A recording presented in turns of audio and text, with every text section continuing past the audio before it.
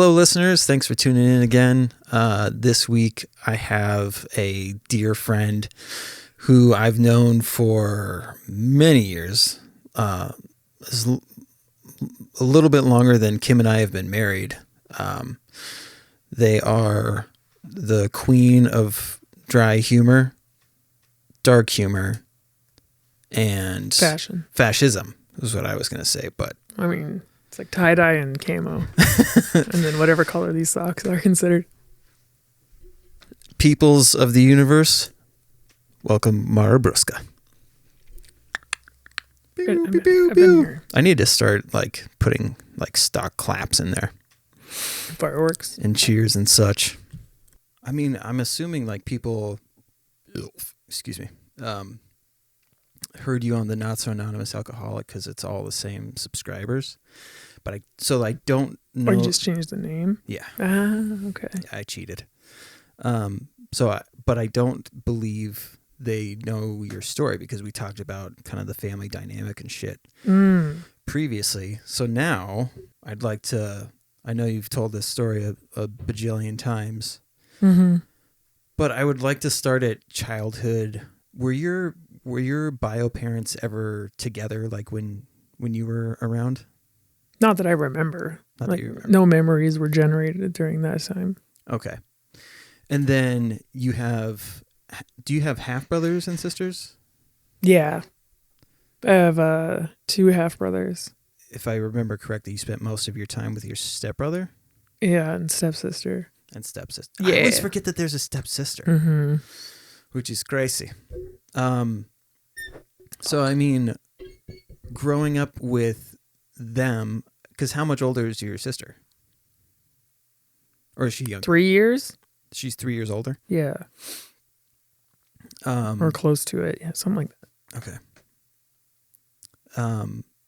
Like, was she around as much as Frank was? No. Because she lived with her dad. Okay. In a different state. Ah, okay. Most of the time.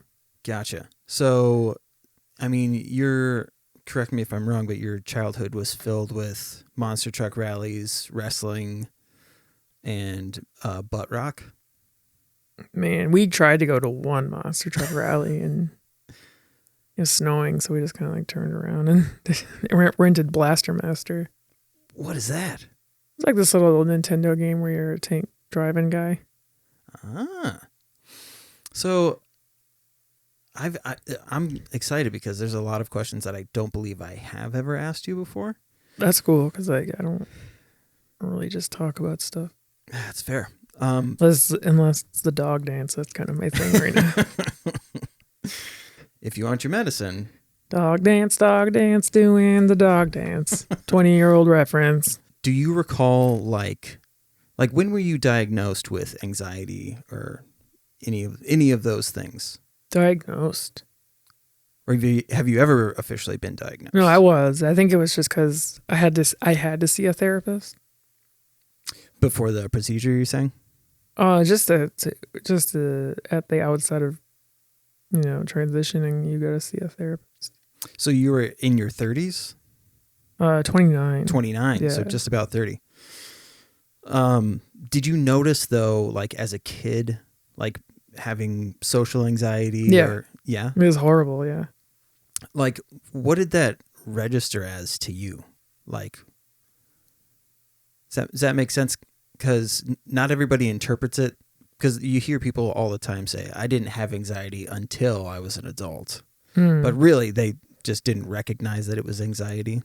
Oh. You know what I mean? Oh, I guess panic, I guess. Ah, okay. Would be the closest. So like shortness of breath and heart rate through the roof. I passed out a number of times in school. Really? Wow, I didn't know that. Yeah, it was not fun. That's wild. Was it associated with like gatherings, like too many people, or was it more situational? It's kind of like a combination of things. But yeah, usually it's like lots of people, so school, and then if I feel like I can't leave, Oh, Like I can't. Like I don't have the option to. That'll make me very uncomfortable. wow. Yeah, that makes a lot of sense. I was thinking today, like just as I was driving home, I was speeding and I was like, I want to be home so bad that I'm speeding even though I live like 4 minutes away from my house. Yeah, yesterday I went to Target, and I picked up some chips and bananas, and I went like up to the line, and I just turned around and put all the shit back and then left. I'm like, I'm not standing up here. This sucks. I don't need chips and bananas right now. I mean, did you do any like organized sports or anything growing up? Very little. I did like Little League for like one summer. Like And then, baseball? Yeah. And then soccer Mm-hmm. for like a year. That had to be stressful as fuck then. Mm-hmm.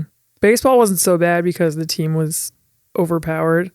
So I didn't really feel like I was obligated to be very good.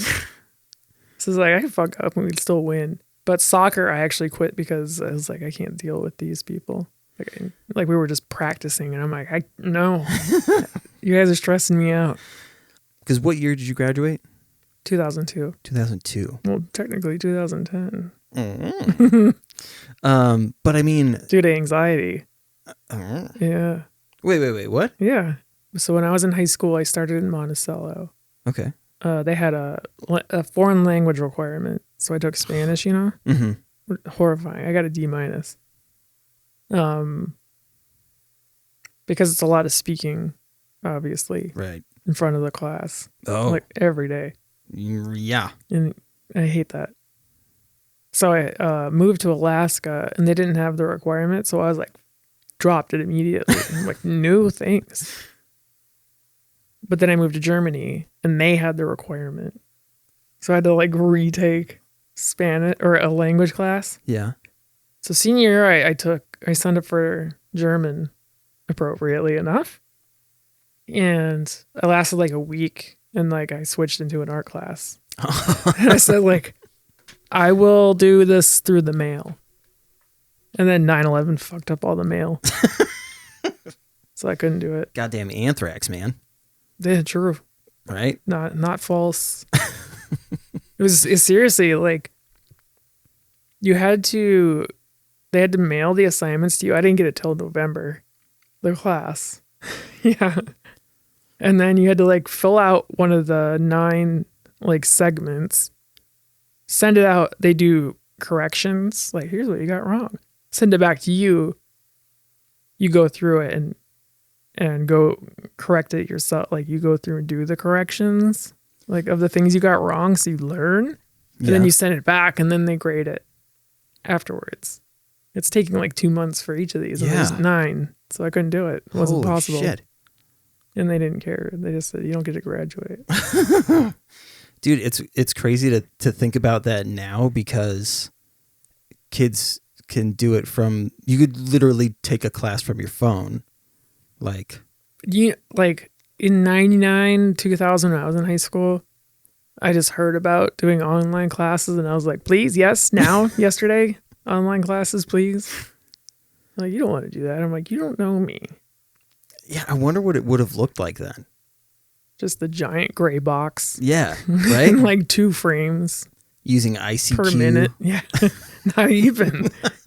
I think AOL was out. No, yeah, maybe. I think you're right. Yeah, I think AOL was just gone. that door noise over and over again. Oh, wow.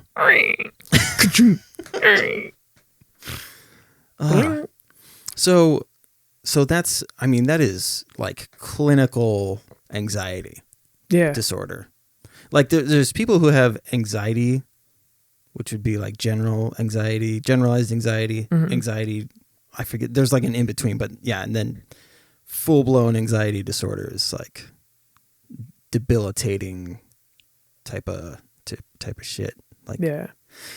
So how did you manage it when you got masking strategies? Mm. So this is the strategy. Like, if something would trigger, usually something in my own head would just trigger like a panic attack.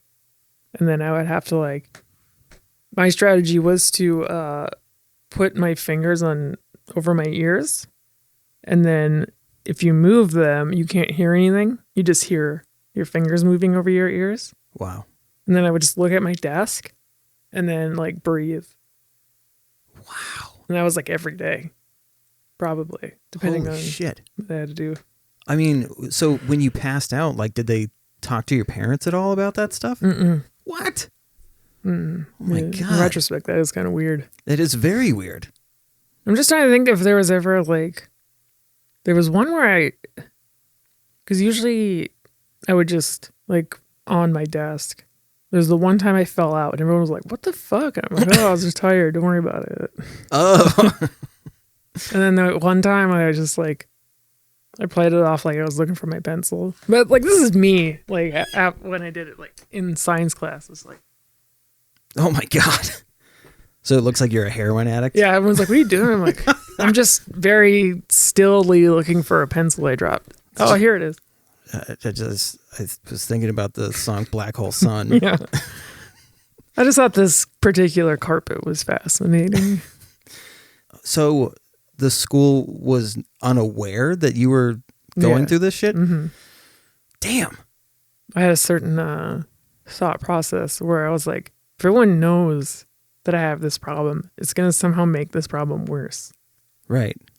Because now everyone's like, got it in their head. They're like, what's this bitch doing? Oh, they have an anxiety attack. Now it's like, now I have to think about someone staring at me. Exactly. I was going to say there's more attention on you now and attention to the thing that like makes you the most uncomfortable. Yeah. You're going to have people just walking by and like, hey, how's the passing out? Because mental health was like nothing. So then like there was like a doubler. Some classes had like a doubling effect on this. So like science classes or health classes, because I also pass out when I see blood. I forgot. What's that called? The vasovagal response. Vasovagal response. Yeah, it's like the vagus nerve or something. I don't know what. That's so fucking crazy. So it'd be like, oh, we're going to watch a video today. I'm like, this is going to be hard. Depends on what the content is of this video or what the lesson is. And sometimes it could be pretty and like nothing, but I could get in my head about it, like thinking it's going to be something. Because in that instance, there are like, you can get shit signed that says Mara can't fucking look at blood. But if you're burying it all, God damn. I've straight up like been riding in a car and I had a panic attack. I just played it off the whole trip. Like dizzy. Like I couldn't see straight. And I was like, yeah, I'm just staring at the car. You're so good at like really hiding stuff. Mm-hmm. Like only because we've been spending so much time together over the last year have I like kind of caught on to certain tells, but before, no fucking idea. Yeah. Especially when we were working together, like I never saw any Right. negative like responses to anything. I can actually think of like a specific instance where I just left one day. Like my heart started racing and everything. And I'm like, I just have to leave. So I just left. I just rode my bike home. Damn. Yeah. I mean, was depression playing a role? Because I mean, you're moving around. School is not going well. Or like the reason I ask it in kind of a weirder way than I normally do is because I've also watched you what seems very easily just go, oh, well, fuck that. And then you're able to move on to something else. Okay. You know what I mean? Like, I guess I would need an example.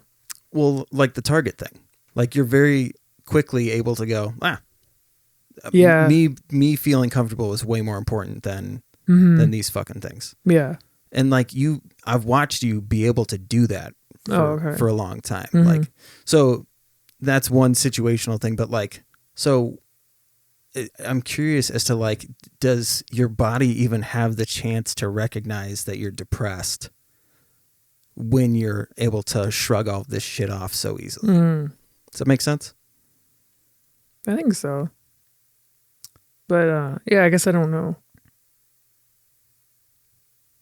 Like I don't know if I just actively think about it.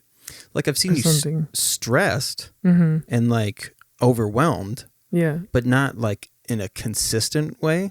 Okay. So I'm curious, like as a kid, like would you get down and like not be able to leave your room, and the classic tells of depression? I don't know. That's a good question, because I feel like I just play a lot of video games. Mm. Which, yeah, it doesn't necessarily feel like you're isolating. You're just playing games. Yeah, I'm just fixated on something. Yeah. Mm-hmm. Beyond that, was it weird? Like, was Frank like a bro growing up? You know what I mean? Like, was he always the way that he is? No. No. Interesting. Because I was wondering if there was like masculinity being pushed on you as a kid, or like the thought that you need to be hyper masculine and shit like that. Oh, sure. I mean, if anyone was kind of like putting that pressure, it would have been him. You know, like people, like they say, like they call you names and stuff. Mm-hmm. Mm-hmm. If you don't mind, you are a transsexual goddess. Mm-hmm. So, what's your earliest memory of having, not necessarily knowing that you want to be your true self as female, but like that you are, something is off in that regard, in your orientation? That I can remember, like 7, I think. And what was that experience again? It was just some dumb movie called Ladybugs. Is that the one with the water? With the water? Where this, like, if they fall into... No, that was Ron Maff. That was after. Slightly after. Okay. But yeah, those are like the early experiences. How did that register to you? I mean, at first, I was just like, I think I convinced myself that was somehow normal. Oh. And then I don't know how it switched, but then I was like, oh, that's not normal. Maybe I got made fun of or something, and I was like, oh, okay. Yeah, that makes sense. Like those things that you do that until you say it out loud, people are like, no. Yeah, that's I not don't. it. That ain't it. That's not how I feel. On top of the anxiety and stuff, because like, when did you, like, do you remember the first trans person that you like saw or connected with on some level? No. And by connected with, I mean, like, doesn't mean that you actually knew them, but like you were like, that makes sense. I can't think of anything like an actual person. Yeah. It's kind of like not a thing that was really showcased. Right. Maybe on like MTV or something. I was going to say it was so rare, but it was always like fashion or like, yeah, music. I mean, yeah, it was, man, the first trans person I ever saw without even thinking about it is Ace Ventura. Right. Well, portrayed trans. Mm-hmm. But after that, it wasn't until... I mean, you did. It's just like, you didn't really think about it. Because most of the time, like, a trans person in a movie wasn't portrayed as like desirable in any way. Right. They're usually just like overly hyper masculine. Just they're like, yes. Yep. Oh, you have a sundress on or something, or a muumuu. The thing that I think of is what I saw more of was cross-dressing. They would say, like, for us growing up, it was somebody's cross-dressing. Yeah. It's not, they wouldn't even acknowledge that that individual was aiming for, even though it's a character, and I get that it's all fucking fake, but it wasn't portrayed as being transgender until way later. Right. Yeah, because I was an adult when I was like learning about trans people at all. What were relationships like growing up? Like, do you remember like your first kiss and... My first kiss? Yeah. Yeah, I was 22. Oh. Yeah. Really? Yeah, you know her. That was the first one? Yeah. Wow. So that's fascinating. Like, did you have any desires at all when it came to like growing up around girls, or? There's just attraction, I guess, but never like an urge So I'd be like, I should put myself out there. Never played spin the bottle or... I think the closest ever was like, I think someone kissed me on the cheek or some shit like that because of Truth or Dare or some shit. And I'm just like not wanting to play this game. I'm like, this sucks. I mean, that's like the epitome of... And it wasn't fun. It wasn't like, oh, that was a great experience for me. I was like, why did we do this? Yeah, that's anxiety ridden because you're either doing something you don't want to do or saying something you don't want to say. Yeah, I'm like, hey, can we all just like go see who can throw a baseball the furthest? Because I want to go do that now, please. Did people catch on to the fact that like you had never had a girlfriend? Fuck yeah. Okay. Oh God, yeah. People are just like, you gay or something? I'm like, Really? I don't think I'm gay. Who would ask these things? Who would ask? Yes. Like family members. Mm-hmm. Yeah. Not in like a mean way, like you gay, we'll kill you. It's just like, they're just like, you know, it's cool if you're gay, right? Don't worry about it. Like if that was what was holding you back from being in a relationship? Yeah. I see. Yeah. Exactly. Exactly Okay. that, yeah. Nothing bad. Well, that's actually... Very positive. Yeah. That's very cool. Man, so that's really interesting. So your first relationship... Was 7 years long. So did you ask them out? I think on a technicality. On a technicality? Because it was like, it was more like, hey, you should ask me out. Ah, okay. Over like MySpace Messenger or whatever. Oh, that's so funny. Yeah. And that's literally it. It's just like those are signals I can take directly into my brain and then I can do that. So I went to the gas station that she worked at and I was like, hello, yes, would you like to be my girlfriend? Okay, I'm going to be your partner now.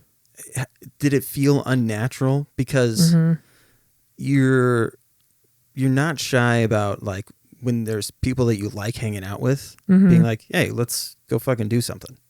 Or come over, you know what I mean? Like, so to have it be somebody that, it goes back to that. Now you don't have an option. It's either break up with them if you want to leave or they break up with you.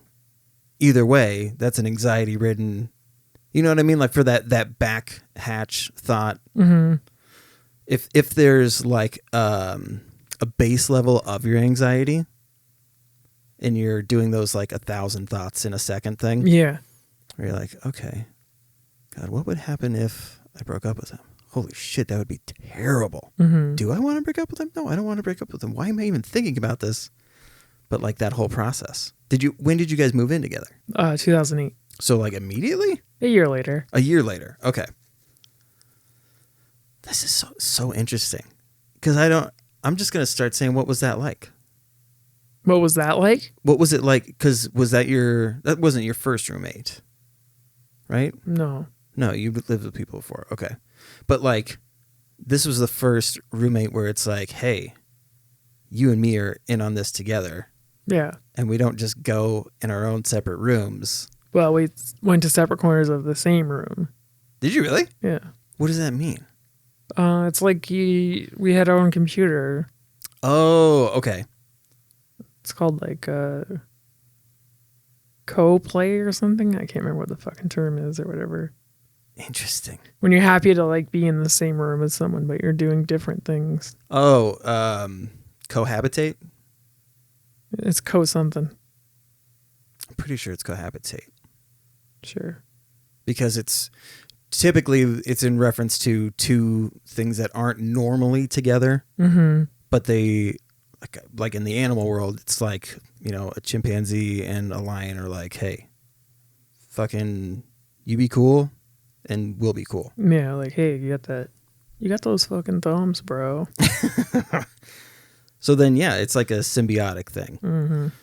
It's weird trying to come up with these questions because I know you, but not everybody listening knows you. So if I just started saying these things on assumptions of like, I could rattle off a bazillion questions is what I'm saying. And I'm trying to figure out how to formulate them so that the audience can come along for the ride. I see. With that relationship, did it feel more like a friendship in your eyes? Okay. Was she your best friend? So did that make going out in public and things like that easier? Does that make sense? Like, would she bring you along to things that you normally would not go to? I feel like we did a lot of things separately. I mean, it was just like, but they didn't cause any like friction or anything. I was never like, why don't you come with me to my friend's house? Okay. I'm just like, you don't want to go to my friends. That's understandable. They're my friends. I've known them for years. Why would you go there if you don't want to? Your ability to do that is like so desirable. I didn't know that was different. Yeah, that's the other thing is like, because you've been that way forever, like it like the way that I think when I try to think about how does Mara view the world is it either makes sense or it doesn't make sense. And if it doesn't make sense, it's probably fucking stupid. So I'm well, yeah, it's just like you go somewhere and they're like, yeah, where's Joby at? And I'm like, fuck about, I don't know, playing computer games or some shit. What is that? Am I not good enough? Let's get this Guitar Hero going. Yeah, I mean, it is weird because, yeah, especially early on in relationships, people assume that it's going to be you two the whole time. Mm-hmm. If anybody's doing anything, it's going to be the both of yous. Right. Did you open up to her about anxiety and stuff? Or like how you felt when you're in those group situations? And at some point. Okay. I don't really remember when, though. Because I feel like that adds to like the level of being like, yeah, that's fine if you don't want to come and do this thing, because I get that will, you know. There was never like a discussion about that. It was never like a problem. You are dating, and if I remember correctly, you had seen someone online who was transgender? I ended up on Reddit. And people were just like a forum that people will share like experiences and stuff. And I was like, oh, that's me, I guess. Like, did you go out looking for like transgender something and then saw, okay, I got you. Yeah.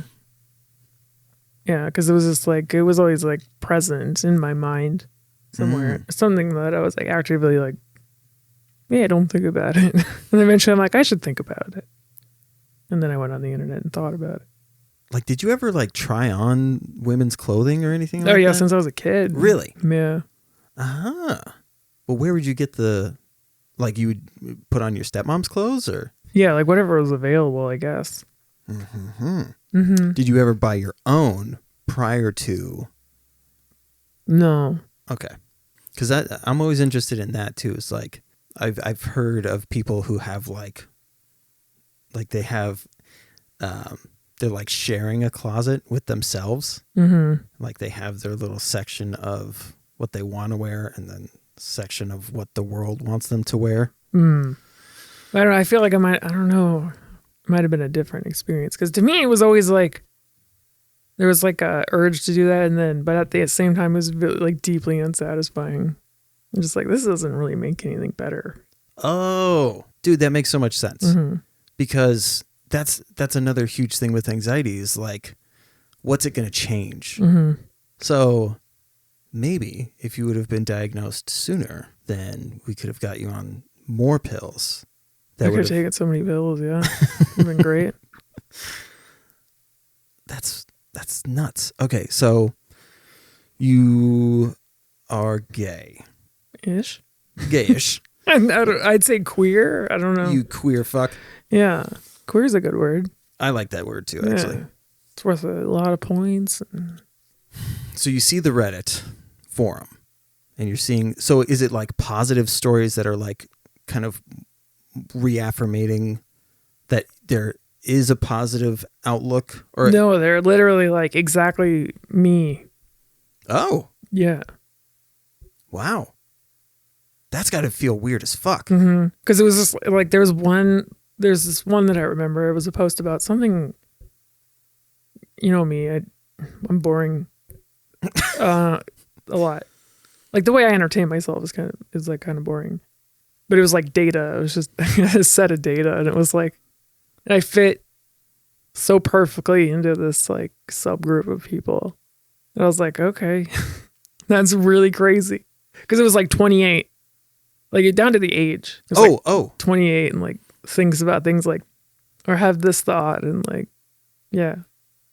But before we go down that journey, what was the movie again? Rochambeau?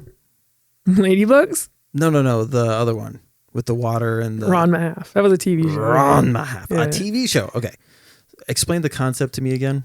Basically, there's a father and son, and they're like martial arts. It's anime, so they're always kicking shit. But they go to train at these hot springs, or these springs. Like, I think they're hot. I always get this confused. Here's the thing: I don't really know the show that well. Okay, because the show was an outlet for me to like fantasize or something. It wasn't like a show that I thought was all that great. But yeah, they go to these springs, and like they're fighting each other while standing on these. There's all these poles everywhere. Always. Yeah, so they're fighting on these things, and they both individually fall into these separate pools of water, and then they emerge. The son is female, and then the dad is a panda bear. And they're like, what the fuck? What is going on here? They're like, yeah, if you fall in these, you turn into whoever died in the pond or the pool. Oh. And it's like temperature of water determines whether you change. Whether you change back. Mm-hmm. And so for you were thinking, if I remember right, it made you contemplate like all of the ways you would avoid the wrong water. What changes you back? I think he took a hot shower. So I think the water was cold. Yeah, I always get this shit confused. But either way. It goes one way or the other, yeah. Right. So temperature dependent. So you would think about all of the ways. Yeah, like, you're just like, oh, well, I'd have to avoid this kind of water. That's fine. I don't gotta go swimming. This is fine. Yeah. I would just be like, I don't want to go back, change the other way. So I'd have to adjust. Did you get to talk with anybody who was trans? No. Oh. When have you connected with trans people? Yeah. Yeah. Now? Oh, I have. I thought you meant as a kid. Oh no.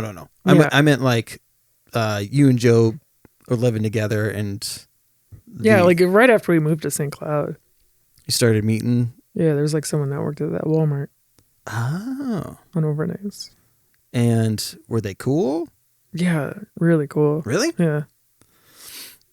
Because that's always the funny thing is like, I want to meet somebody who is this, but what if they suck? Mm-hmm. And I have all these questions, but I don't want to ask them if they're a shitty person. So that's awesome. So like, but see, like that's not an issue for me. It's like getting information is not an issue for me. So I just look for it. That's true. Fair. But I mean, were you asking questions of them? It's like, hey, you ever feel I didn't need to. No. Wait, hold on. Let's go. We're saying what kind of questions? Prior to transition. Yeah. Right. You are meeting this person. And was the Reddit stuff after? No. I met them after I already started the process. See, that's what I was trying to figure out. Okay. Was there anybody before? No. But again, because you know how to find information, was it not a big deal that you didn't need to like have a community of? I guess I don't know. To me, it felt like the Reddit forum counted. Ah. You just go in there and read stuff, and I would read it a lot. Yeah, read it at work and stuff. At what point did you decide? Okay, I'm going for it. At what point? Yeah. Probably like a week after I started reading on that forum. Oh wow, it was that fast. Mm-hmm. So it just started to click. Yeah, I just locked in. I was like, that all makes sense to me. And then the tour of did you start to tell people before the transition, or did you begin the transition and then started telling people? Before. Yeah. But it was like there wasn't really much time like before, I guess. It was like because I came out, and then a few weeks later I already had a therapy appointment set up. Wow. And it's funny too, to have to go to therapy, and then you're like, yeah, I'm here to just, check off the boxes. Mm-hmm. Was it like frustrating to be like, oh, I didn't want to talk about my anxiety? No, it was fine. Really? Yeah, I was like, all right, I guess so. Like, yeah, you're kind of fucked up. Like, oh, okay, that makes sense. See, that's back to the Mara looks at the world as it makes sense or it doesn't. Wow. Okay. You moved fast. I kind of forgot that you'd moved that fast on this. Mm-hmm. But it was a lengthy process overall until it was finished, right? Well, I mean, like, so it was therapy, 3 months, hormones, and then a year later, like, started doing surgical stuff. Well, yeah. I guess as fast as you can. Right. Yeah. But yeah, so I mean, that's the interesting thing though, is especially like, when you don't have money. Yes, yeah. The trying to, man, it's like you're going out into the world looking for your parts. Like, as it makes me think of like a robot who's like knows that it's missing information or missing something, and they like go on the journey of like, I have to find all of the parts. Well, there was a very clear like roadmap because so many people have gone through it. So it was just like, you do this and this and this, and then there you go. Like, to the point where like 2 weeks after I had really considered this, I was already like very worried and anxious because I didn't think I'd be able to get hormone replacement therapy because of a blood disorder I have. Oh, that's right. Yeah, so I was already like diagnosing myself and shit. I was like, I have a contraindication. I'm going to have to buy some shit from another country just to get this to work. It was very stressful. Yeah, that's fucking gnarly. Like, the stress wasn't like, well, what if I do this and I don't want to? It was like, oh no, I need to, and if I can't, that's going to be very upsetting. Yeah, that's what I mean. Is like, if I have an asthma attack, I can go grab my shit. Like, most of like the things, there's a pretty clear and easy to obtain type of procedure. Yeah. Whereas the shit that you're going through, it's like, I mean, I could say over and over how life is still harder for women than it is for men. And this is all BC too, before Caitlyn. Oh yeah, just by a couple of years though. But yeah, so you're still in the like. This was all 2013. Yeah, so you're still able to say, back in my day. Mm-hmm. Yeah. Oddly, things move fast after I dipped my toes in. Like, I went to the therapist, and like he was the first person that was ever like, what are your pronouns? I'd never heard that in my life. Oh wow. Before. Yeah, I was like, I never even considered it. And then he's like, well, if we can use these, and I'm like, then yeah. What the fuck? Of course. And there's things that that weren't even like a consideration. Like, I remember me and Joe went to a therapy session together one time. Oh. And then she was like, oh yeah, Mara shaved, and Mara had this huge beard. And then the therapist was like, you did? I'm like, yeah, I did. He was like, you just shaved it one day. And I'm like, yeah, I was like, I'm going to transition. Should I just shave it? He's like, okay, yeah, you did that very quickly. I'm like, yeah, it was like the same day. So I didn't consider that a step. That I know. I was like, I just shaved it. I don't care. Whatever. That I'm trying to think of like questions that will make you think harder, because these are all like it so clearly makes sense in the road to becoming you. Mm-hmm. So Joe brings up that you shaved, right? Mm-hmm. So was this like kind of like couples therapy, or had you guys decided to become friends at this point? No, it was just like, hey, let's go together. Oh, okay. It wasn't anything like that. It wasn't specific to the No, both of you. No, I see. that feeling of, like we were talking before, like the whole breaking up is awful. I can't imagine what, like, not that we're breaking up, but I'm going to be a completely different person within like a couple of weeks here. Yeah, that wasn't really a big deal, I guess. That's so weird. Yeah, I guess so. So, like, in Joe's mind, was she like, oh, that makes sense? Yeah, she was happy for me. Oh, man. It's so, okay. I don't know if anyone thought that makes sense. Or if anyone said they thought that it made sense, if they were, I don't know if they were being completely honest. Well, I honestly don't know what they would be thinking. The only reason I ask it in that way is because she was the closest to you. And like, in the sense of like routines, like seeing what you're doing. And she would be like on the front lines of being able to see like, oh, now she's doing this. She started to sit down when she pees and shit like that. So But that's just courtesy. that's a good point. You don't fuck up their toilet seat. Yeah. And then from there, the tour of telling folks was well received, right? Which is also super interesting. I remember I was stoked. I was like, so you're gonna get fake titties? Because I'll be sick. I'm like, if they're just handing them out, like, sign me up. But I mean, so did you travel to get surgeries done? Yeah, I went to Arizona and New York. Oh, you went to New York? Not like cool New York. I went to Rochester. Ah, Rochester. Went to shit New York. Yeah. Most of New York is pretty shit. Yeah. Well, I mean, like, uninteresting.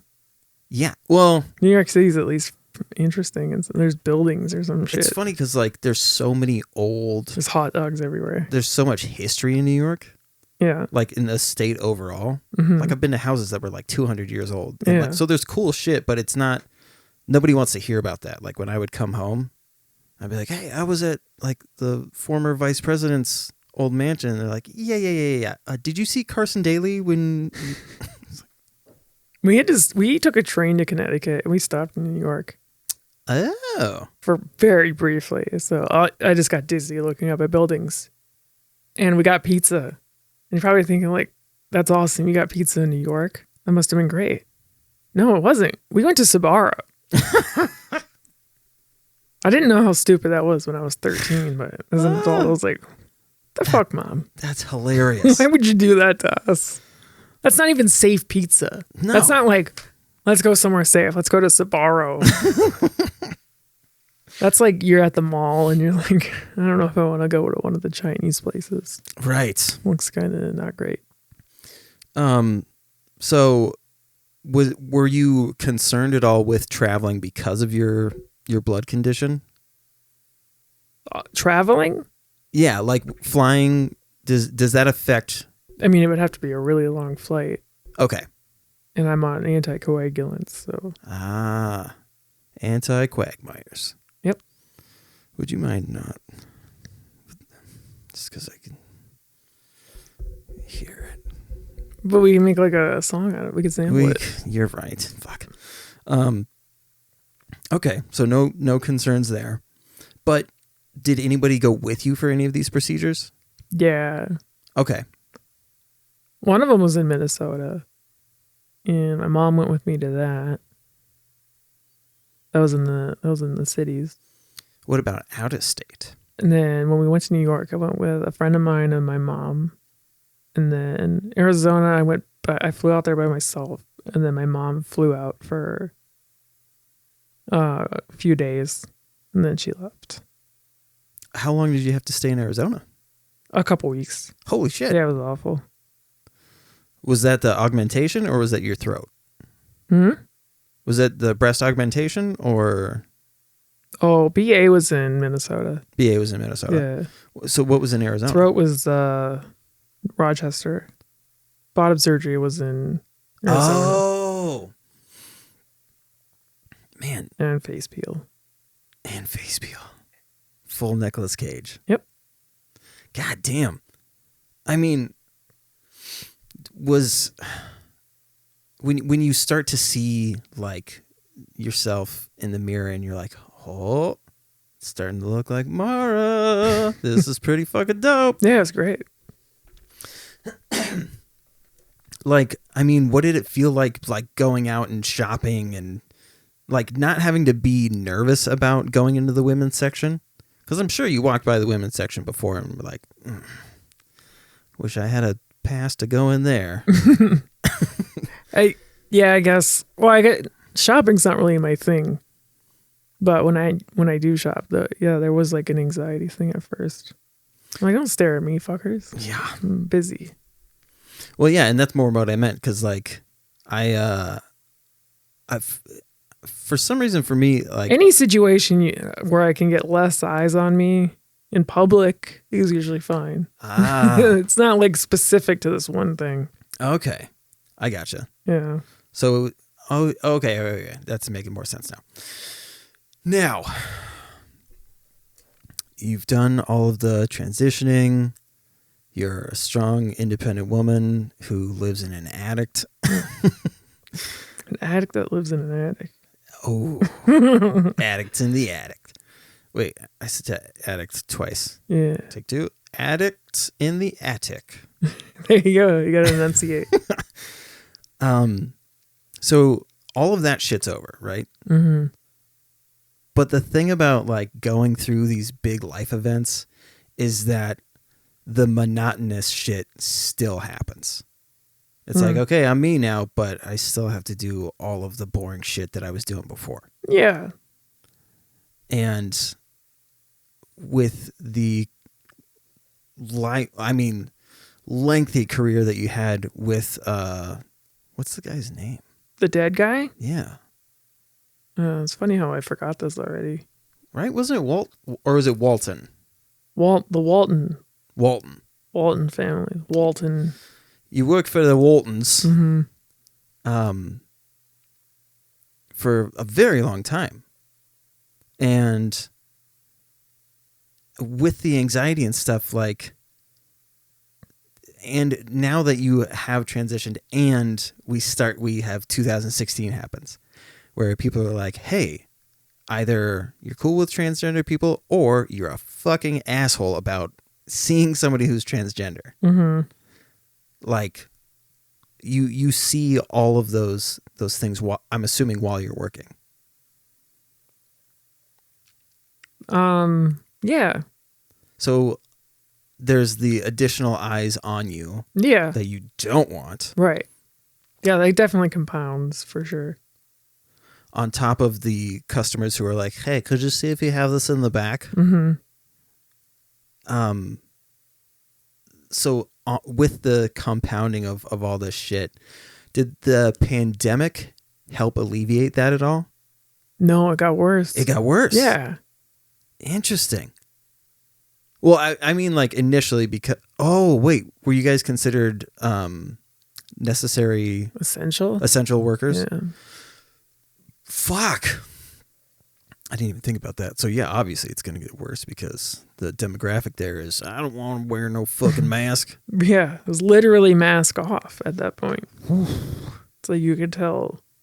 Now you can tell just by looking at someone if they're not great. I don't know how else to say it, but like, so they just walk up to you and you're like, usually I think like customer, I already don't want to do this. Now I have extra information about a customer. Yeah. And it's negative. I don't want to be near them. So, did you continue therapy or do anything? No. Okay. I mean, I've seen a few. And then, because I tried again in 2020. And then I just stopped. I was like, I don't want to do that. It costs money. Yeah. Which sucks. But, I mean, so what was it that pushed you to at least try therapy again? I don't know. People recommended it, I guess. Well, you should do this. I'll go, why? Mara, you're stuffing shit down. What? That's just how it is. I don't know. I was depressed. There you go. You get depressed and this is Depression good. Corner. Yeah. Well, I'm just saying you get depressed and then people tell you to go to therapy. I don't know what else to say. And I'm like, okay. Well, it's just interesting as to like what that looked like to you, because when somebody notices that you're depressed, it's like, fuck. Mm-hmm. Goes back to that attention thing, and the type that you want Well, is yeah. not that. Like, I know I'm depressed. Mm-hmm. Like, I see you do that all the time. Like, yeah, fucking depressed. Yeah. We don't need to talk about it. So, like, did you go purely based on your friends saying, hey, you should go do this? Yeah. Really? Yeah. Did it help at all? Not this most recent one, no. No. No. I don't know. I just didn't. Your outlook starts to become like, why do anything? Mm-hmm. And how do you get yourself out of, like, do you recognize when you have more than usual depression coming on? Coming on? Like, something happens and you're like, oof, I feel terrible. And then it just stays that way. I guess I don't know if I could tie it to anything specific. It's just a general feeling. Ah. It's like, I'll just lay in bed all day. And That's then the place to be. So I mean, like, how do you get yourself out of those modes? How? You just hope it goes away. I don't know. It goes away. Yeah. Wow. But see, this is interesting. So you did all of this research and went through all of these procedures Mm-hmm. to physically look like how you envision yourself. Mm-hmm. But with these things, it feels harder to go through those motions to fix the upstairs stuff. You see what I'm saying? Mm-mm. It's fascinating to me that you were willing to go through over a year's worth of procedures and spending all of this money and putting yourself through physical. Yeah, that's something I could fix. I can't fix the world. But you could fix the way that you look at the world. No. No? No, I don't think so. Interesting. Like, I can't just suddenly wake up and be like, it's fine that we exploit people in third world countries. I should say other countries. Other countries, yeah. This is fine. I'm just going to eat my cereal now. But what about the things, so that is not going to change. But fixating on those things and letting them compound, there's coping mechanisms that can be learned. So that's what I'm saying is, like, you researched a lot of this stuff. Mm-hmm. Have you researched, like, how can I stop feeling so angry towards this one thing or feeling so hopeless about this other thing? No. No. See, you're very good at finding this information and then retaining it. I think you could do it, man. I think you could figure out. I think if you applied yourself the same way that you did for transitioning, which excellent result. Like, that's the happiest I've seen you for sure. Mm-hmm. Far less scowling than in previous years. And I think that if you were to apply yourself the same way, even half, you could find results. But the thing that sucks about anxiety and depression is your brain goes, but why? Mm. And that's the toughest thing to get over. So it's like, you have to want to change. It's like this weird little, like, I don't know about that. Right, because it doesn't make sense. Mm-hmm. I care about you. Big ups. Bless the island. Mm-hmm. And you're just such a fucking delight that I don't want more of things not making sense to push you in a direction to where you become like a recluse and we don't see you anymore. You know what I mean? Mm-hmm. Like, because if enough bad shit happens and because of the way that you like digest those things and go, makes sense, doesn't make sense. You just go, it doesn't make sense to go do Dude Absolutely anymore. It doesn't make sense to go online. You know what I mean? Like that process, it's scary because you're able to do it so easily. That's the stuff that freaks me out is like going from hanging out with Mara all the time to never seeing her again is like could be the snap of a finger. And I just want to be able to see you.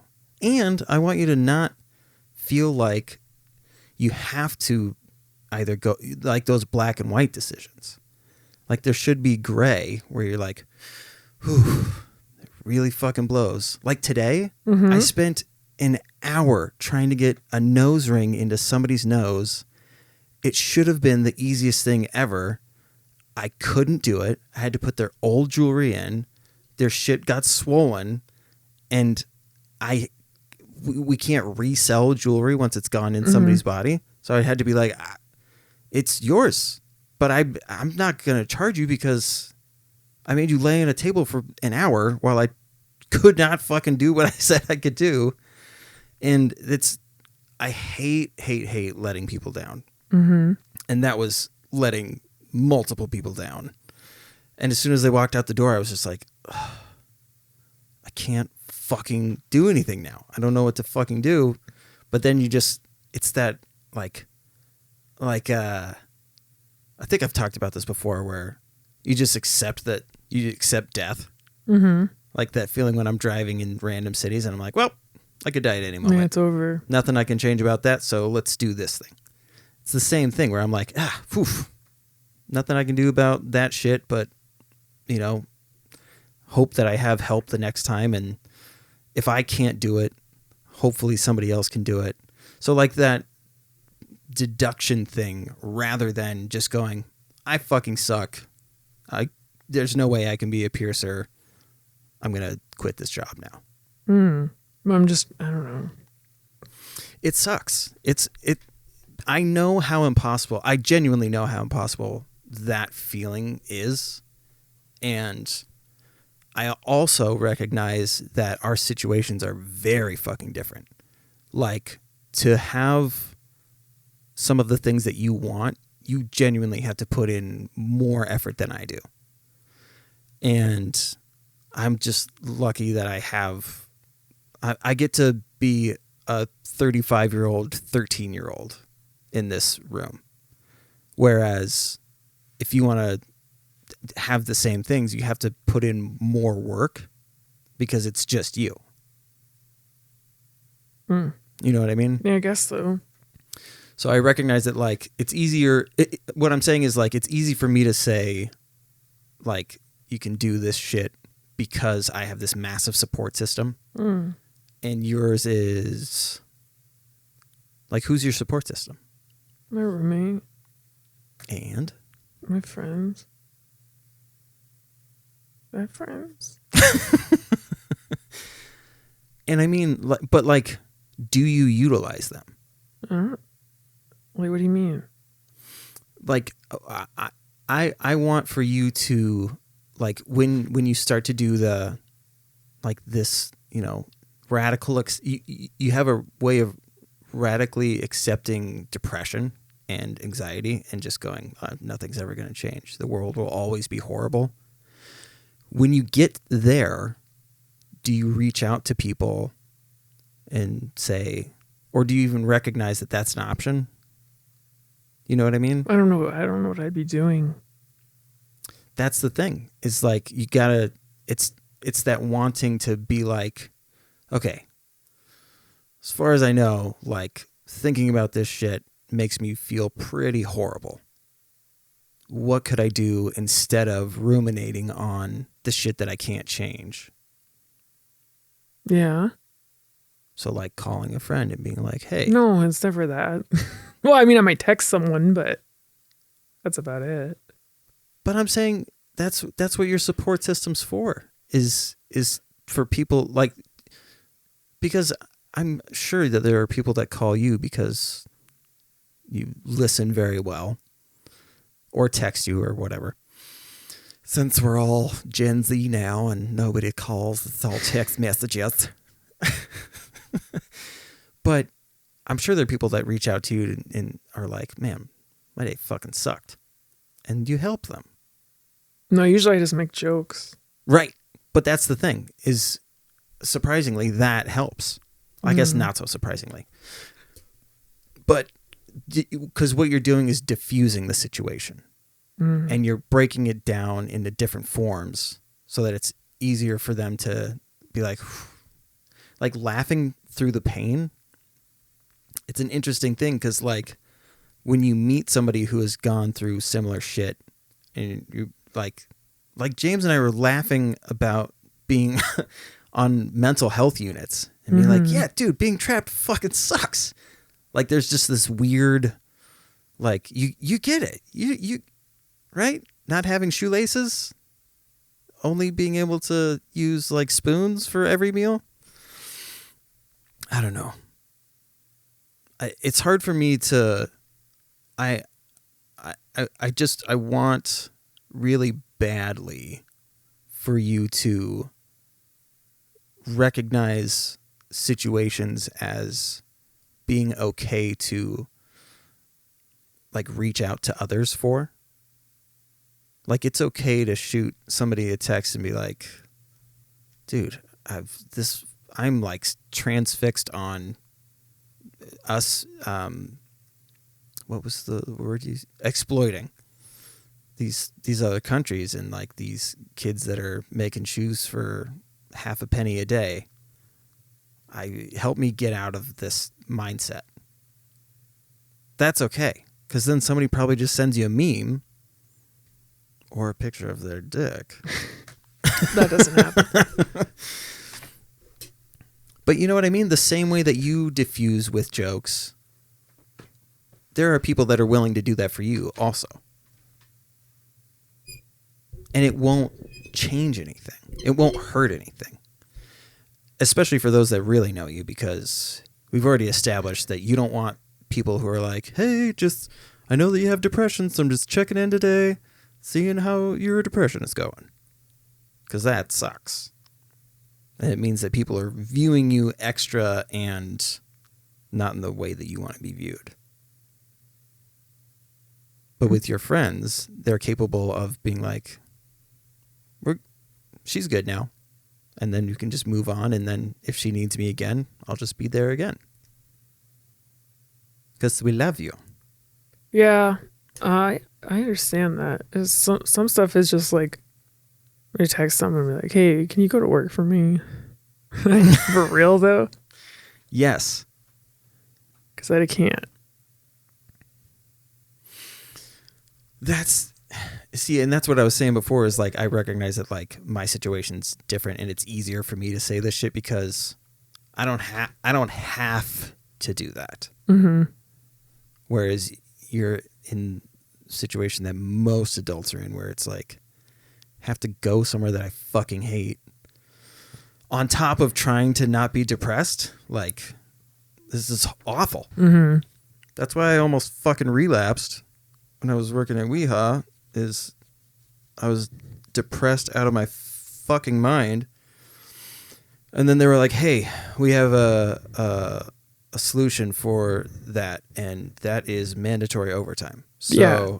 Oh, yeah. Like, so we're going to do that. And then, so what the other solution we have is we've placed these nets outside of the windows, and that'll fix everyone's problems. You're just like, oh my God. That might be kind of dark.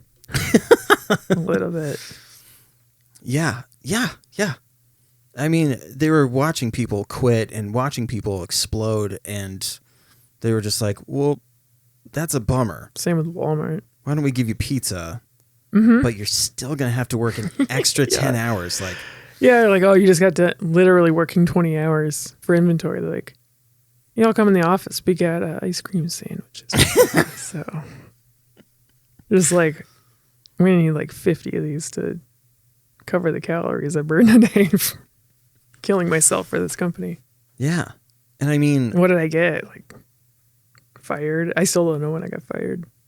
which is They don't absolutely reach out crazy. to me for anything. They don't care. Yeah. Or at least that's what it feels like. 100%. I was talking to Kim about that, and same. She's like, I've never heard of a company doing that. It's so fucked up. But it's also Walmart, so not out of, because they've shut down stores who have thought about Unionizing? Yeah. So I'm that kind of agitator, I guess. it totally makes sense. Because I remember they had like a special meeting. They're like, because there was like a group of people that were trying to unionize Walmart, like an outside group, and they had to have a special meeting with like bullet points from higher up that was like, this is why they're evil. Oh yeah. And I'm just like, is this legal? This seems very wrong that you're doing this. I remember somebody like randomly handing me a pamphlet. Mm-hmm. Like I don't even remember if they said anything other than like, here you go. And I was just like, huh? And then they walked away and I was like, union. I remember telling a manager and them being like, if they ever bother you again. So like already putting in my mind. Oh, they have a lot of propaganda put exactly. in place. It's pretty effective too. Yeah. Yeah. Mm-hmm. So I mean, how do you, so this is the perfect scenario to be like, the shit that we're doing right now, you could do that with your other friends too. And I'm positive I could think of 5 people like immediately who are willing to just do this whenever you want. Talk about not like, how are you feeling? But just going back and forth and being like, yeah, it fucking blows. Yeah, my roommate does that. Mm-hmm. My roommate's really cool. Mm-hmm. Got a hearse. He does have a hearse. And he's an instrumentalist. Yeah. Which is also pretty fucking cool. But what if he's not there? I don't know. He's usually there. Oh. I'm usually in Discord or something, and that's where I talk about stuff. Oh, really? Yeah. All my trans friends. Well, see, that's what I'm saying. Yeah. Well, he's usually like, I just say like a, ha. Ah. I say like, ah. Mm. And then like, ah. And then a meme. Yes. Send. Exactly. I'm like, all right, back to Pushing it down. Back to hating all the things. Recently, my thing is like, you have to retrain. Like, let me make my brain work here. I had to like retrain my brain to think about like labor, because I have been working. Like I'm considered unemployed, but I've been working. Yeah. I work like, I mean, the past 2 weeks now, I've probably worked like a full-time job, but it's hard to see it as a job when you don't get paid. Yes. And no one else will see it as a job either. Just like you're wasting your time. Yeah. Yeah. I'm like, I don't know, I'll just work. It's a job. I don't know how else to explain it. What are you explaining? Podcasting takes like 6 hours out of the week, and if I have to write something or make images, it could go up to 10. And then I've been streaming every day. Yeah. That's a job. Yeah, I get what you mean. Like, those are viewed as hobbies, which is insulting. Yeah, but like, so that's worth nothing. And then, but me, like, yeah, if you go into ILK1, you can find a coaxial cable. That's $15 an hour. That's what I mean, though, is like, you can literally just find it yourself. Yeah. I'm not doing anything. Then you can go ring yourself up. Right. Yeah. Oh, yeah. But you being you, like the shit. Worthless. Yeah, exactly. Like the shit that you do for Dude Absolutely, the stuff that you stream, like the inputs that you have and the jokes that you have. Those are things that I've made. For some reason they have no value. None. It's crazy. It is. And like, I mean, look at me. I am the poster boy for like driving myself absolutely crazy and spending money to hopefully get money. Like I invest in myself and it's worth nothing. Mm-hmm. It's uber frustrating. So when you look at labor now, does it feel like because that doesn't make sense, it keeps you from looking for work? Looking for a job? Yeah. Well, I mean, it's winter, so I don't really want to. Mm-hmm. Plus, I don't know where to go. That's the interesting thing, though. Like, where do I go? That's the same thing doesn't just happen again. Oh. Trauma. And yeah, it's like what job what exists where I'm at, like getting let go for the same exact reason. I don't think that exists. That's the shitty thing about employment forever, though. You know what I mean? Like, yeah, well, some people can ride out not having insurance. I can't. So that's the shitty thing about like having to go out and look for work anyways. Like whatever the... Plus, I don't think I could do another job interview. I don't know if I can do it. I don't think I can get hired anywhere. Really? Yeah.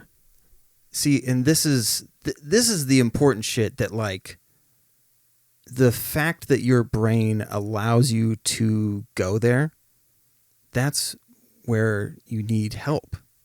And that's where, like, when I talk about... Yeah, but the help is always just going to be like, well, you have to be dishonest. Yeah.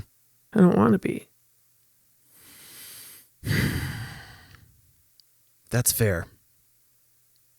And that's tough. It's such a hard thing to navigate. Like, I've been trying to piece this puzzle together that is you. Mm-hmm. And I get hit with, it's so easy to believe you that I go, yeah. Like with most of the stuff that you say, I'm like, I want to bring something of value, but then you hit me with like, yeah, but no. And I'm like, well, yeah, I guess you're right. But what's the alternative? The alternative to what? To not like, I hate to say it like this, but like conforming to a certain ideal. What's like to lie, right? Mm-hmm. The other option is to not have insurance. Mm-hmm. So is it, and this is where I get scared because I don't want to say like, would you rather just let your health deteriorate to the point of like potentially being fatal, or go lie to customers twice a week? You know what I mean? Mm-hmm. And I'm assuming to you currently it feels like nothing I can do about it anyways. Yeah, why would I do it? Yeah. So that's where we got to work through. And I want so badly to like, I want to figure you out so that I can properly be like, no, don't think that way because you're capable of great things. Transitioning is such a perfect example of like going through a bunch of shit that absolutely sucks, but the end result is awesome. But yeah, I don't feel like any of that was hard. That's what I'm saying. Like how do we get there to where you recognize that something that most people view as an extreme that they could never imagine doing, right? Like there's even some trans people that don't go through all those procedures because they're like, that's fucking scary. So like even people who are living that life, it's scary to them, but it was no problem. Like that's amazing. So how do you make the mundane shit like seem like that you're capable of doing it at the same level? That's the goal. is to go, that all, like, to recognize you did something amazing to be who you are. Like, I would say it's worthy of saying extraordinary, because those are extraordinary circumstances with which to become your true self. And there are far less extraordinary lengths that you need to go to be able to have health insurance, to be able to have. But it requires putting myself into a situation that causes anxiety.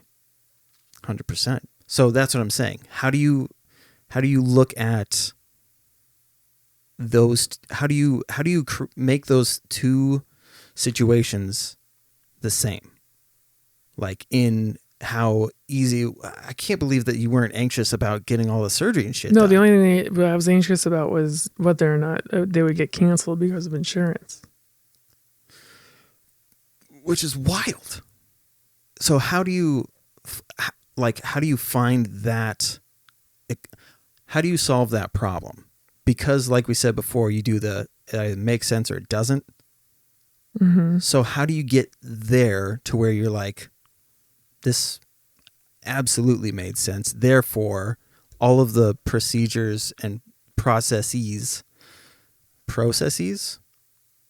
whatever, moving forward, because this makes sense, whatever, we got to do this shit, and that's fine, because it makes sense.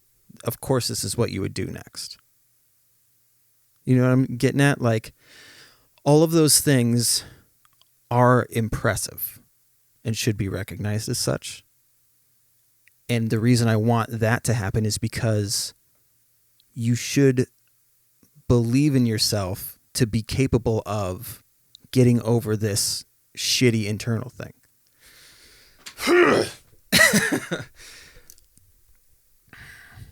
You do really incredible things.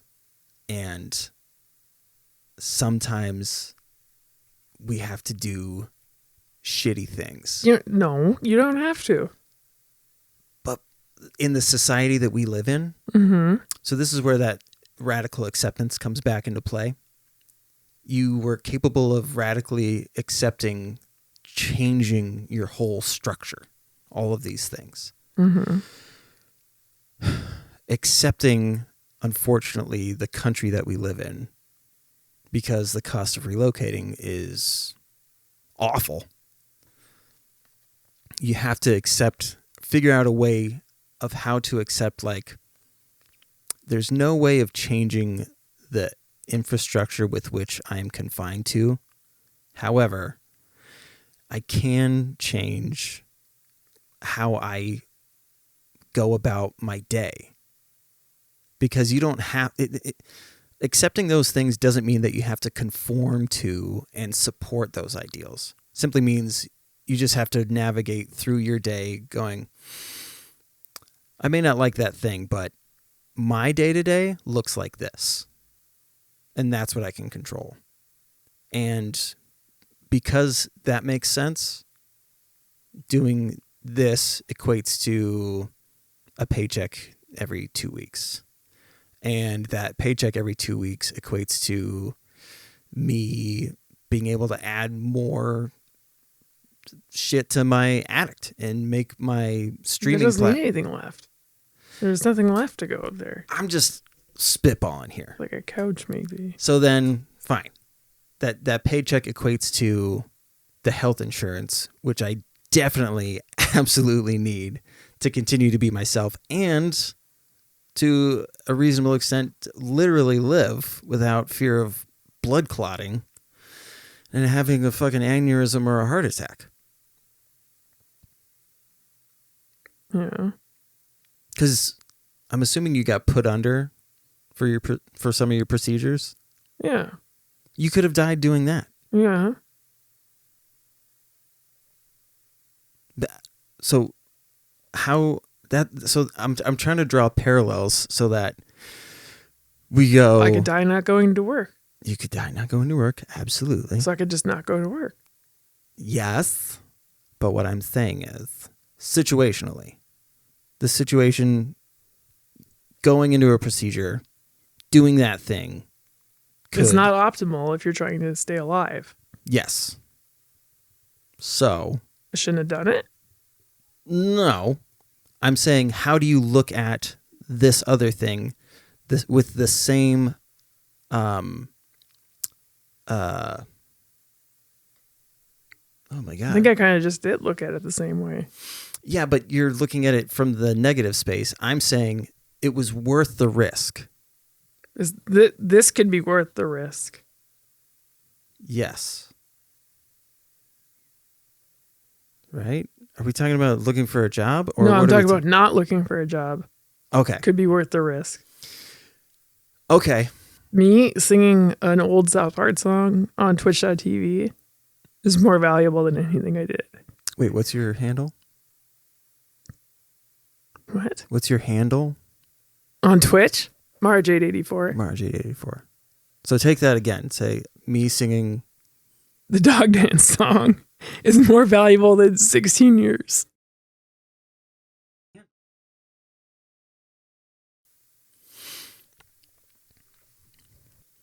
It's pretty devastating for that to not be perceived as valuable. So the wall of why can't this be considered of value? And why is it that every corner that I turn, I'm being told that I'm forced to go do something that I know not only do I not want to do, but something that could potentially cause me to freak out, and I have no control over that, right? The side effects from you being pushed to do this, what is perceived as mundane to other people, has adverse effects for you. And that's where we need those coping skills. That's where we need something, because pushing these things down or not being able to, alleviate that pressure when it's just you is scary. So I bring all this stuff up and we go back and forth because it's not comforting to know that you are hurting so much and you're able to disguise it so well on a regular basis.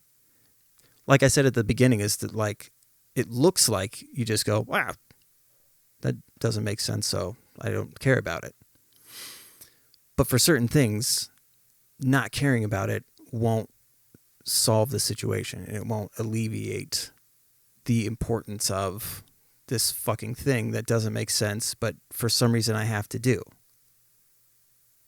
And that is where that cycle of like, it's not fair, it doesn't make sense, why do I have to be forced to do this thing? Because then when I try to like come up with solutions, everything looks horrible. Every solution looks terrible. And I'm incapable of being able to, like, on a professional level, like, help you not feel that way. Which I don't like saying, because I'm very codependent and I feel like I have to have answers for you. But the running theme is that you have a defense mechanism right now that has worked for a long time, but when it comes to what you're dealing with right now, that defense mechanism doesn't work. It just puts you in a loop. That whole makes sense or doesn't make sense. For a long time, that works because it's easy to not stress out about something if you just go, that doesn't make sense, so I don't need to deal with that thing. Right now, you're in a spot where you can't do that. And then that dialogue happens and you just keep going in that loop. So what we want for you is somebody figuring out the equation to help you see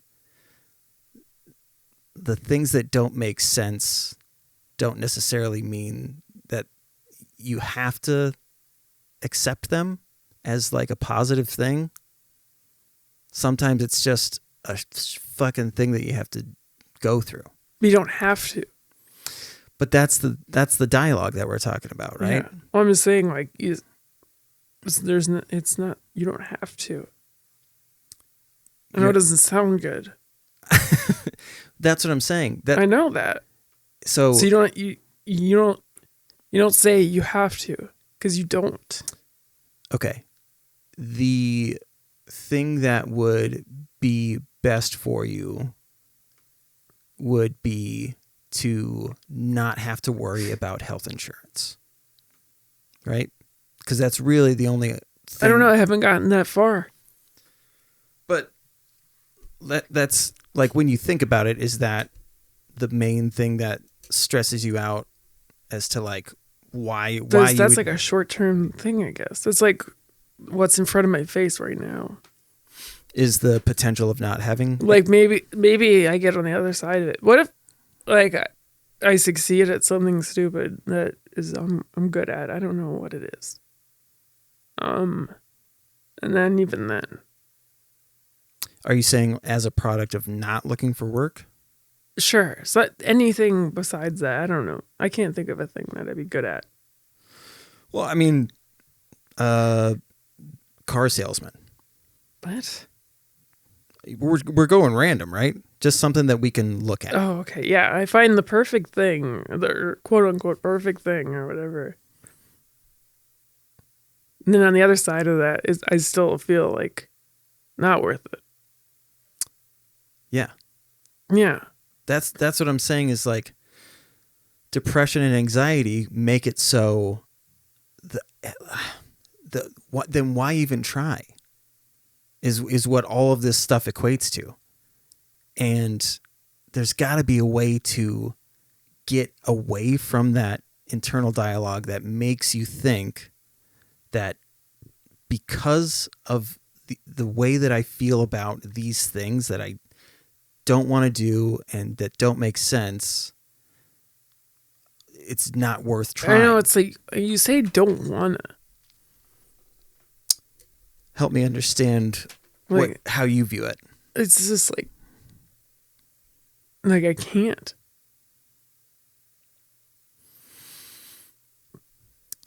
So that is from the buildup of all of that stuff compounded. It's now impossible because this is not a subjective thing anymore. It's an objective thing. And that's true. That's absolutely true. Like when you go through enough shit, it becomes debilitating to a point to where, yeah, it is not possible. Because I did the thing. Like, I'm 37. Like, I did the things. Everyone's like, you got to do this. Because you got to. And then I did. Just to get where? That can be true of cancer. It can be true of many, many things. But that doesn't... I don't think that means that you should stop trying. And Did I stop trying? I recognize how I said that. What I mean to say is, I don't think that should deter you from looking for alternative options. So not that you have to do anything, but the way that you feel about looking at those things is awful. It's really bad right now. So we just want you to not feel awful just thinking about those things. Yeah, but trying to do that on your own, it's really fucking hard. Me trying to quit drinking on my own resulted in me trying to kill myself. We're not the same person. I get that. What I'm saying is the parallel being, I could not see me being sober that literally felt impossible, to the point to where I said, oh, then that means everyone's better off without me, because there's no way that I'm going to be able to change.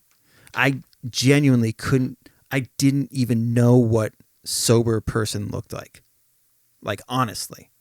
I've said that before, but I don't think people get it. Like, I don't mean that in the sense to where I was like, I couldn't accept it. I straight up looked out of my fucking hospital window out into the river and was just like, is this what sobriety looks like? Me just staring at shit? Like, I didn't know what to do.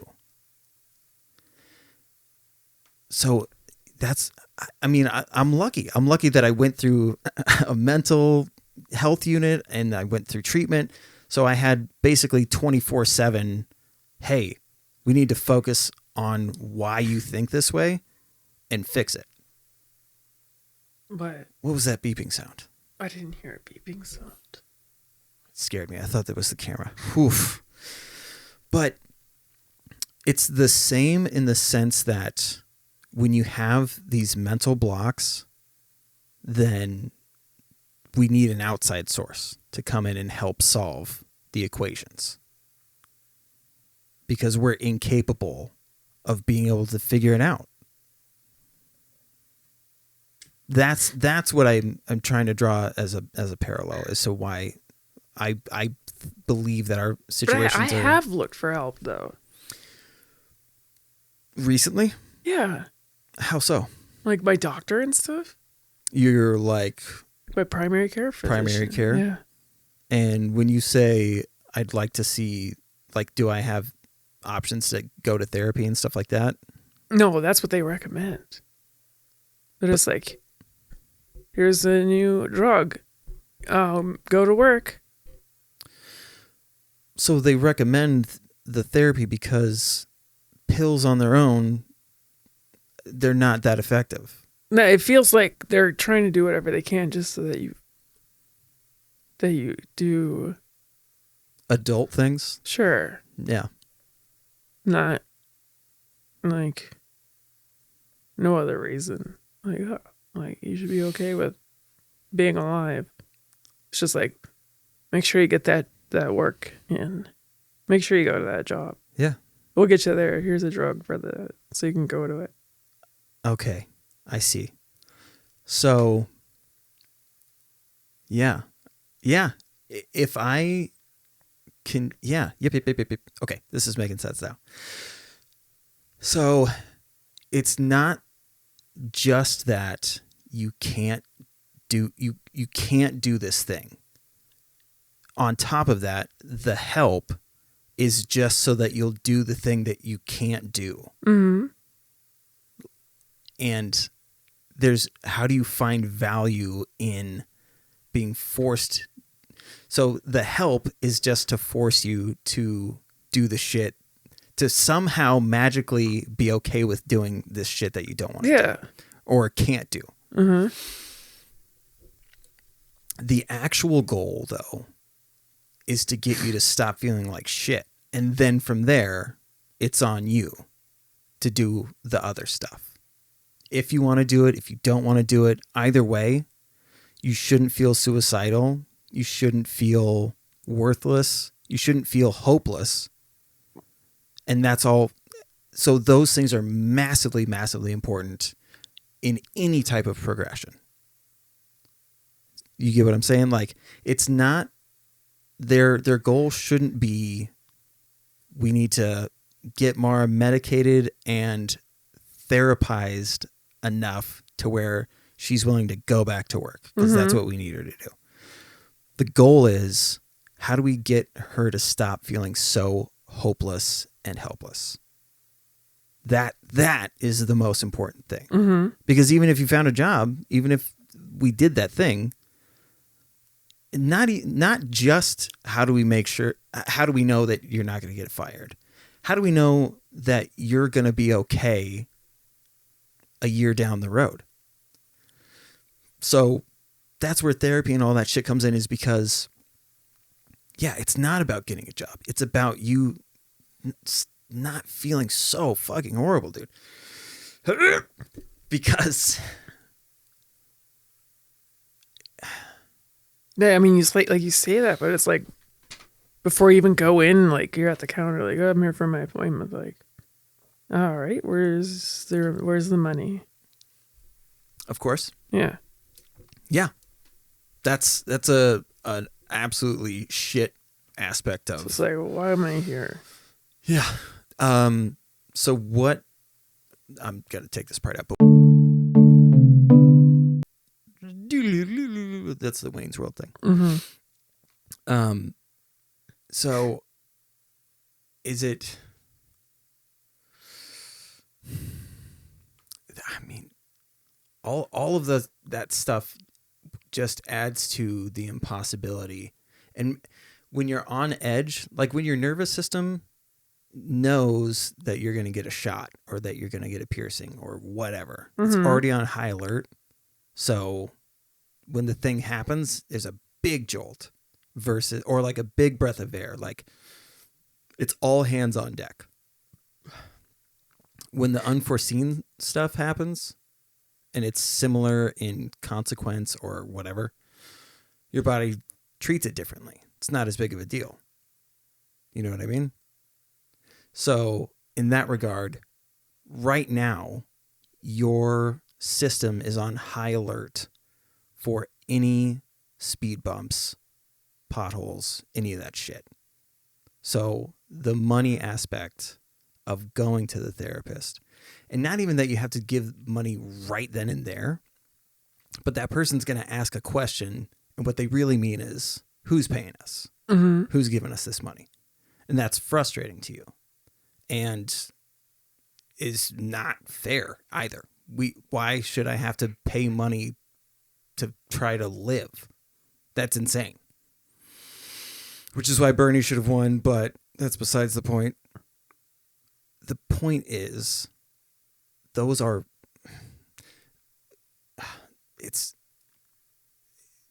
yeah, we just got to figure out how to get past these X amount of things to get you to the safe zone where somebody goes, or where somebody is able to help you not feel so horrible and hopeless. Not help you find a job, just get you to be able to process things in a way that doesn't feel so definitive. Does that make sense? I don't know. I know this all sucks, and everything I'm saying is like, yeah, that's all great, but as soon as I walk out the door, all of the work that I would have to do to make any of that shit happen is way more than I'm making it sound like. It's that you could just go do it. There's a bunch of fucking shit that you have to do afterwards, and I get that. That doesn't mean that it's not worth it, though. And back to that support system that you have friends, you have your roommate. We're willing to help out. We really are. Yeah, I know. So accept it. Okay? Because right now, this is the point in the episode where I say, so what are your coping mechanisms, and what are your, like, do you have any advice for listeners? Do I have any advice? Yeah. In like what manner? Exactly. But we got to get you to a point to where you feel like you've gained something, rather than you're having to pour more of your soul or your money or whatever into shit that may have no returns. So you don't have to give advice to anybody about anything unless you want to. If you're trying to do a sub 30-second Tetris sprint, just keep going. It could take like 7 years. Now, is that on PC or console?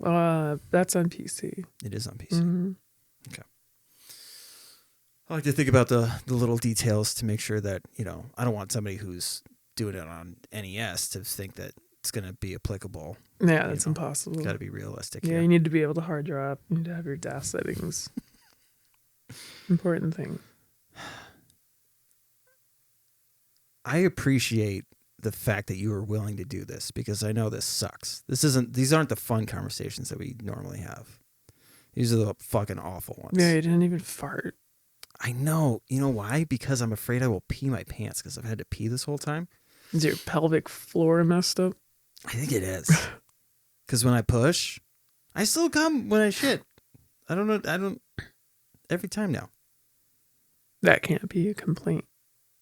Well, I mean, it's not a good cum. It's just a leak. You know? You're just warming up. Yeah. My prostate is like, hey, there's so much pressure. We got to alleviate it somewhere. Is it like giant or something? I mean, Gotta get that checked you wouldn't want it in your shorts. Gotta get that checked out. Maybe. It's too big. Does that mean I have an enlarged prostate? Shit. Maybe. Ugh. Maybe it's just in a weird spot. That could be too. Maybe your poop's weird. Maybe I do have weird poop. That could be too. Mara, I love you. I know this was physically and mentally draining, but I appreciate the fuck out of you.